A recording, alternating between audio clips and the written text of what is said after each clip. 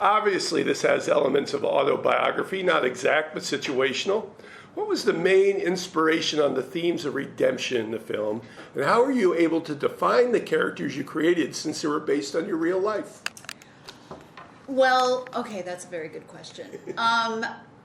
Yes, it is definitely inspired by real events. I did actually go to a wedding when I got divorced, and I behaved in a way that I felt was not in line with who I am. I was like just really, and no one noticed because everybody's drunk at the wedding. So, the movie is not true, or, none of that actually happened, but it happened internally for me. And so I'm really representing an internal emotional journey through a crazy wedding, inspired by this wedding that I went to. So, but the characters, are usually like a mix of things, like my best friend's like a mix of my best friend. And, except for Bradley, he's the one and only. In the transient society we live in, there are many changes in marital statuses. What did you want to emphasize in For Worse about a woman of a certain age trying to understand where her place was again? I think what I'm trying to say is it's going to be okay. I think women my age getting divorced are terrified because they feel like, oh, what if I'm invisible, or what if I never find anyone again? And, I just feel like it's important to give the hope, the message. I feel like I do that as an actor too. My own camera career didn't start till I was 40. Right. I feel like I have been given this gift of like getting things later in life. I just made my first movie in my 50s. So I feel like what I'm trying to inspire people to do is to have faith in themselves, and also to forgive themselves if they do completely fall apart. I think women, especially my age, can really fall apart. There's a lot going on internally and externally, and that's okay. But you're going to be okay. That's really beautiful. I thought the key line in the film for Lauren was, after you get hurt, why is the first thing you want to do hurt yourself? Beautiful. Yeah. At what point in your life did that thought occur to you? And did you have it before you wrote the screenplay, or did it come organically as you were writing? I remember this very clearly. I went to Francis Parker School. We would go across the street to this restaurant, and all my friends smoked, and I was like, that's terrible. I should never smoke. And then I got dumped, and I remember very clearly intentionally buying a pack of cigarettes, knowing it was bad for me, and I smoked the entire pack of cigarettes and then threw up. And that's sort of the seed of what is, and she smokes in the movie, that because it's a self-harming sort of behavior, right? It's not that dramatic, but it is that sort of like, I need to punish myself somehow because I've done something wrong. And so I love also at the end when she's sort of feeling better, she's like, I'm done, and she puts the cigarette out. The casting was very precise in the film, besides your husband. What friends are specific to their parts, and did you write the character with them in mind? Nico Haraga was a little bit of Sean in my mind. Okay. Nico was someone that I met through Bradley on a movie called Rosalind.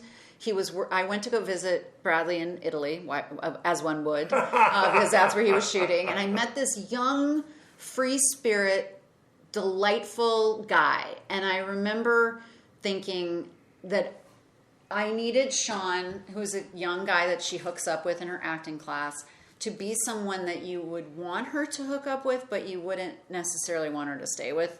And it also would be okay if they didn't stay together. I felt like he's that guy. There's those people that you kind of hook up with and you never want to see them again. And then there's people you hook up with and you're like, we could be friends. And he's that. It was so charming when he came charming? in as a babysitter. I know thought it is. Perfect full circle there. Perfect. There's a certain visual acuity to the film. You've learned lessons, obviously, about visual elements to define character and story. Love the mirror bit. Oh, thanks. My gosh, that was beautifully done. Thank you. Cracked mirror falls off. Yeah. I'm back in the mirror. Yep. Well, good. It was excellent. Thank you. Who would you name in your long career of working with many visual artists and directors as mentors to your instinct? Who comes up for me, and probably because, I'm looking at female directors, Greta Gerwig in Lady Bird, and then Olivia Wilde in Booksmart. Oh, wow. Those are movies that tonally I love. They're very like comedic but real at the same time. And they also both employed kind of just genius actors that could play. You could feel that the actors were like playing and they were really present. And they're also, well, particularly Booksmart has this incredible music, this great thumping like soundtrack. And I was worried because we had very little money, we had very little time. But the one thing I did spend money on was songs. And I felt like, I love the way, I don't really like a lot of I don't like a lot of composing soundtrack. I love, which is Scorsese uses songs. I'm just like Scorsese. Of course you are. But I love that idea of like the song is what drives and underscores. So we have a really incredible soundtrack. Yeah, you do. I noted on your bio on Wiki that you got your first break as a voiceover in a tampon commercial, correct? Yeah. All right. I got my first big money. Okay. My SAG card was doing a Toyota Corolla local car spot for Rochester, New York. I got and then I said one word in a tampon commercial. I said ballet as an echo to somebody else's saying ballet, and I think I made $30,000.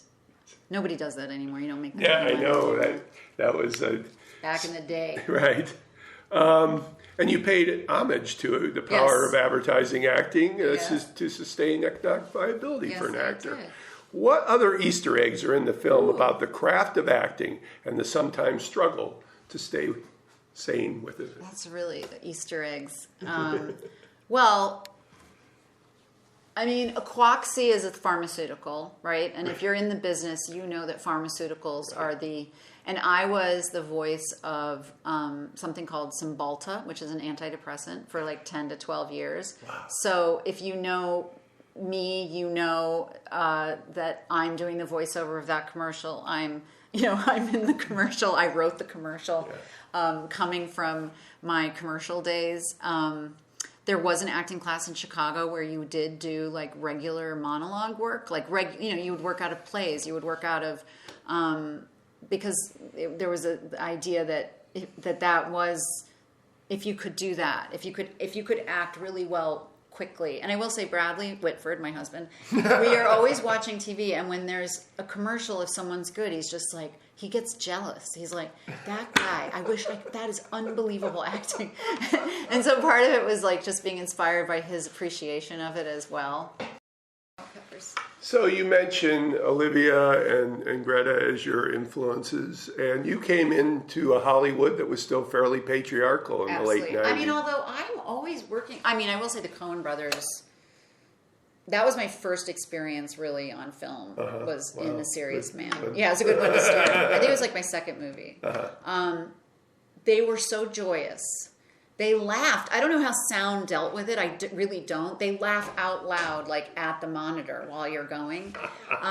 So I had and they worked very quickly. They didn't waste time. So I think that was also a big influence. I'd be remiss to not mention Joey Soloway, who created Transparent.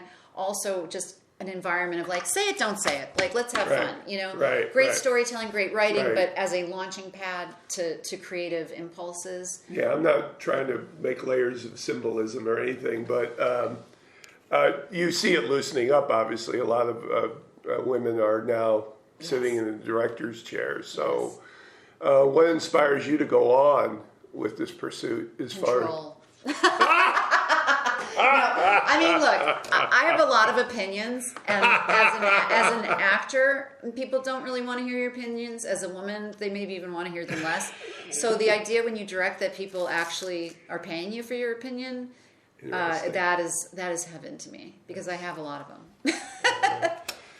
You've been on some historic TV and movie sets, as we mentioned. Not to pick and choose, but which work or works are you most gobsmacked that you were part of, given its legs or significance afterward? Oh, definitely A Serious Man and Transparent. Definitely. Yeah. First of all, what am I doing in a Coen Brothers movie? I have no idea. I auditioned for that because Rachel Tenner was a Chicago casting director who moved to LA and I happened to be doing a play in LA. And this is the truth. If I lived in New York, I would never have been called in for it because I wasn't established enough to get an audition. Right. I think it's Ellen Chenoweth is their New York casting director. Interesting. But Rachel happened to be in LA casting for them in LA. So I literally just thought I was going in to say hi to her. You know, I'll read for this.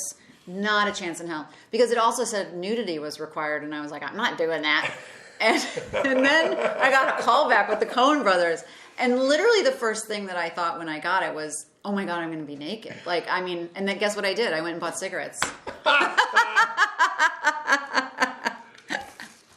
What are you most recognized for out there in the wild? I mean, definitely not a serious man. Definitely transparent. Okay. Being a part of a series that is so culturally, you know, it depends it's really funny as an actor now because our attention is so fast and we're constantly consuming.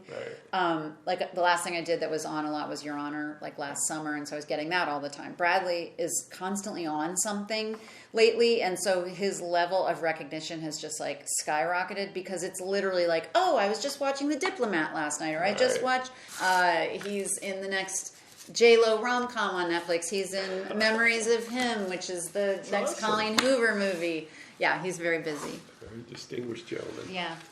Finally, I also read that your great-grandfather is a legendary Joseph McCarthy legal foe Joseph N. Welch. That's Isn't that correct. wild? That's correct. When you see his famous "Have you no sense of decency" retort, what connection do you feel to him and about yourself in these tumultuous times? I mean, honestly, all I ever think about is how my parents both came from very prominent families in Ann Arbor, Michigan. Interesting. One was Democratic and one was Republican. Wow.